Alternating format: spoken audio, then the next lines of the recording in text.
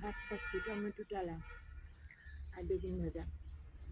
স্নান করে এসে রোদে বসে বসে টমেটো ডালা দিয়ে ভাত খাচ্ছি। অবশ্য তোমরা অনেকে বলতে পারো যে খ্যাত, একজন কমেন্ট করেছিল আমাকে খ্যাত। আচ্ছা, দিনাজপুর, কুষ্টিয়া, তারপরে রাজশাহী, গাজীপুর, অন্যান্য কত জায়গা থেকে তো ঢাকায় মানুষ থাকে। তো ঢাকা থেকে এসে গ্রামের বাড়িতে, নিজের গ্রামের বাড়িতে গ্রামের ভাষা বললে কি তারা খ্যাত হয়? ইউরোপ থেকে এসে তারপরে কি মানে নিজের গ্রামে এসে নিজের গ্রামের একটা ভাষা বললে কি তারা খ্যাত হয়? আসলে জানি না।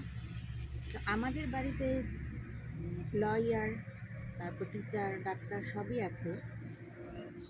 তো আমার ফ্যামিলিতে হয়তো এখনো হয়নি, তো আশা আছে হবে।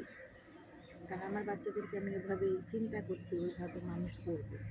তো শুদ্ধ ভাষায় বললে মানে তারা কী ভাবে আমি জানি না। তো একটু গ্রামের ভাষায় কিছু বললে মানে খ্যাত। এই যে এখন মিষ্টি রোদে বসে স্নান করে এসে একটু টমেটোর চাটনি কেউ বলে বা টমেটো টালা বলে, তো এটাতে ভাত খাচ্ছি, এখানেও আমাকে বলবে খ্যাত। তো তাতে কিছু যায় আসে না। তবে আমি ইউটিউবে এখন নতুন চেষ্টা করছি যে আমার মেয়েকে নিয়ে আমি মানে এত বড় ইউটিউবের মধ্যে সবারই তো জায়গা হয়, আমি একটু জায়গা চাই। তোমরা পারলে আমাকে একটু সাপোর্ট করো। মানে আমি তোমাদের কাছ থেকে একটু সাপোর্ট চাই, যাতে করে আমি কিছু করতে পারি।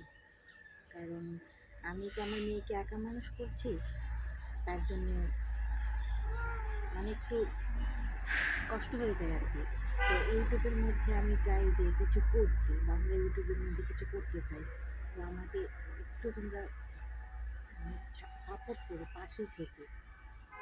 তো খারাপ কমেন্ট যারা করে তাদের সঙ্গেও মানে আমার তাদের উপরে কোনো রাগ বা অভিমান কিছু নাই। কারণ আমি বলবো যে তাদের সাপোর্ট আমার প্রয়োজন।